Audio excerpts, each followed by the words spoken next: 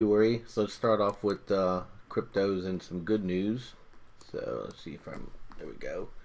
See if I'm locked up. Here we go. All right. So we had a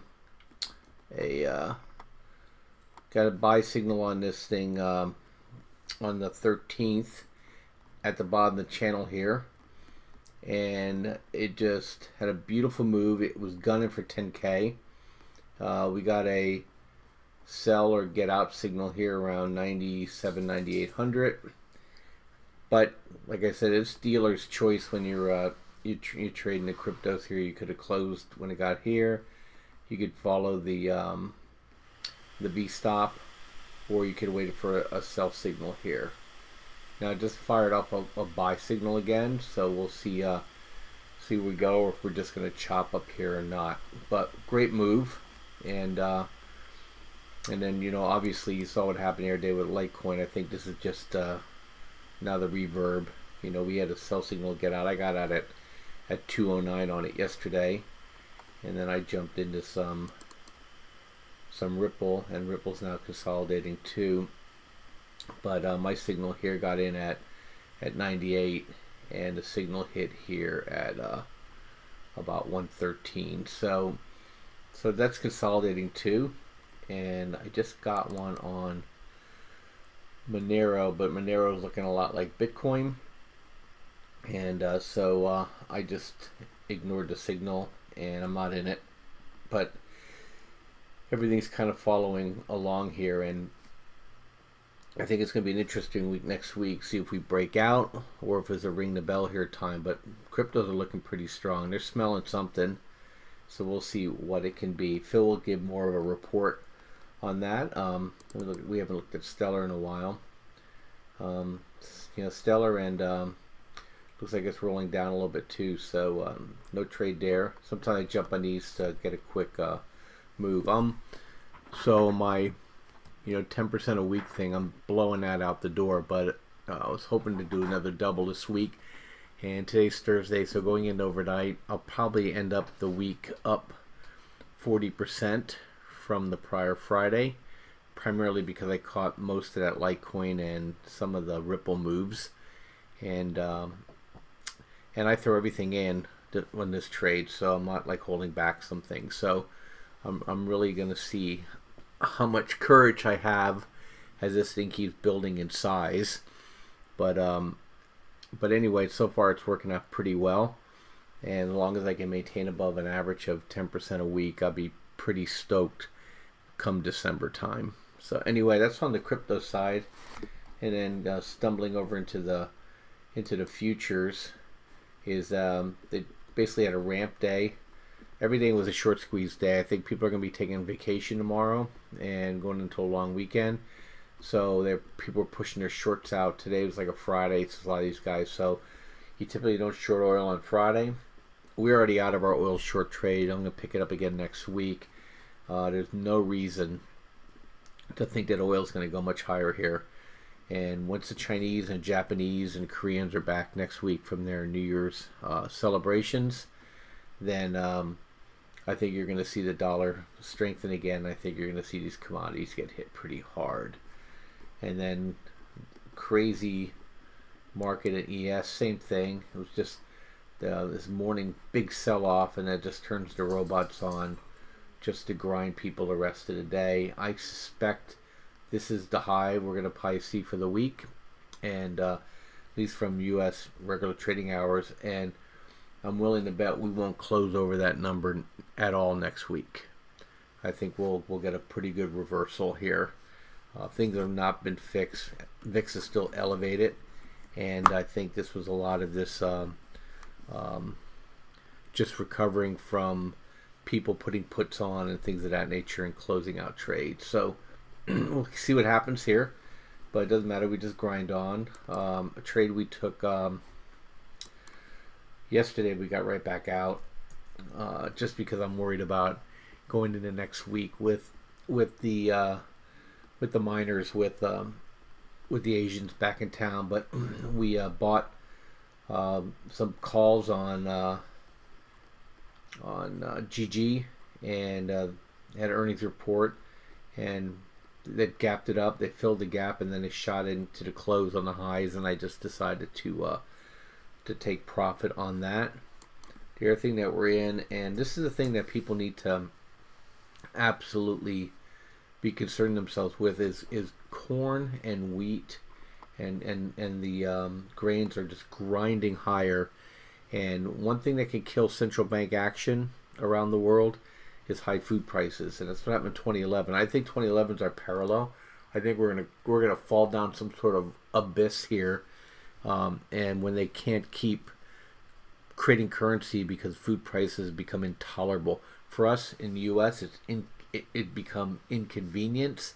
Some people may be a little hardship, but over some parts of Asia and in Middle East, and obviously Africa, that it becomes intolerable, and they're gonna put a lot of pressure on the U.S. to lift that dollar, and so just keep that in mind, and that tumbles the whole apple cart. So just remember, this sell-off we had in SPY is right here. This is the the first wave of the tsunami doesn't kill you.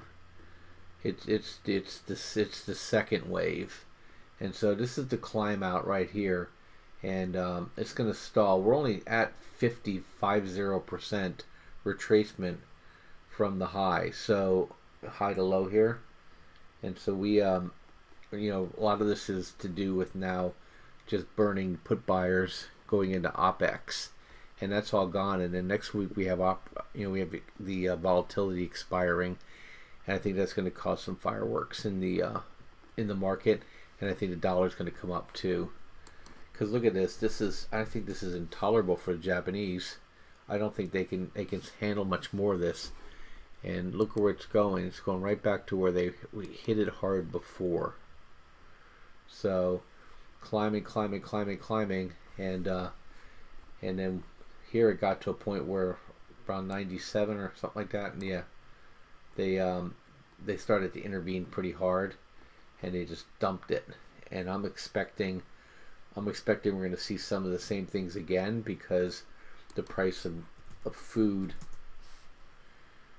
is starting to lift here.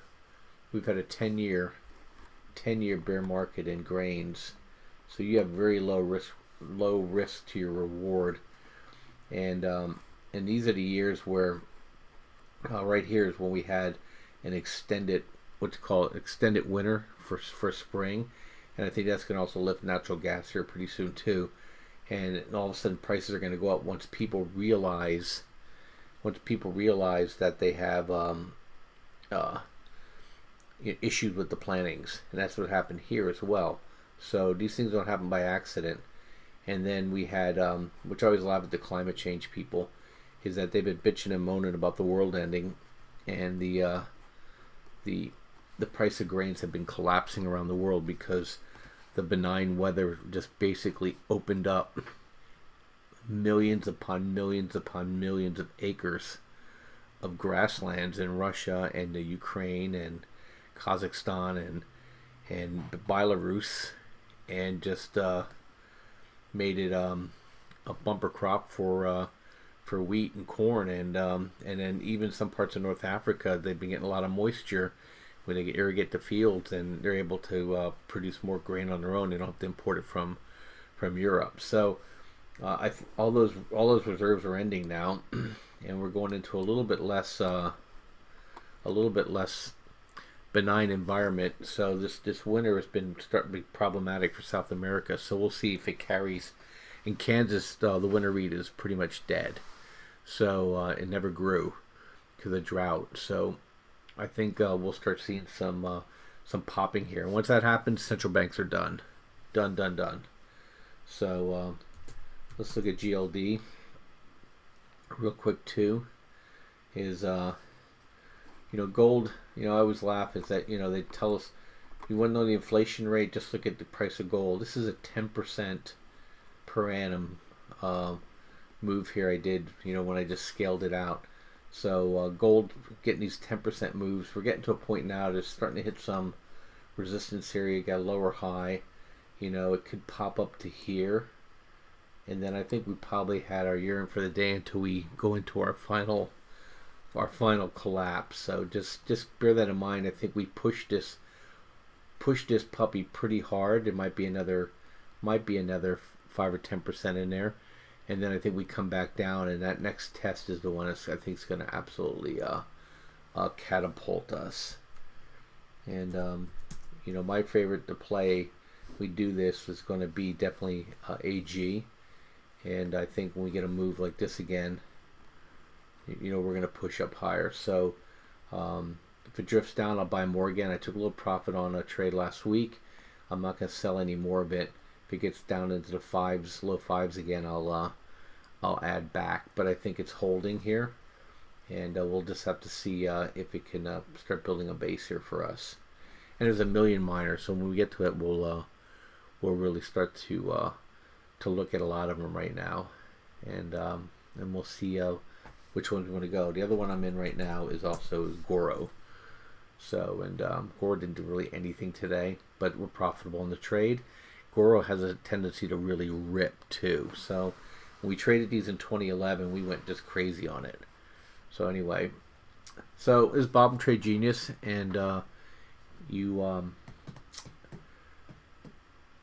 guess tomorrow we'll be on. Probably be a quiet day. Maybe, who knows? Might be a surprise sell-off, but we'll be talking markets all long weekend. Monday's no trading day, and maybe I'll talk some macro stuff that I'm seeing that I think is going to come to pass, and then we can kind of start thinking together. Anyway, you guys have a great one. Thanks for listening. Bye bye.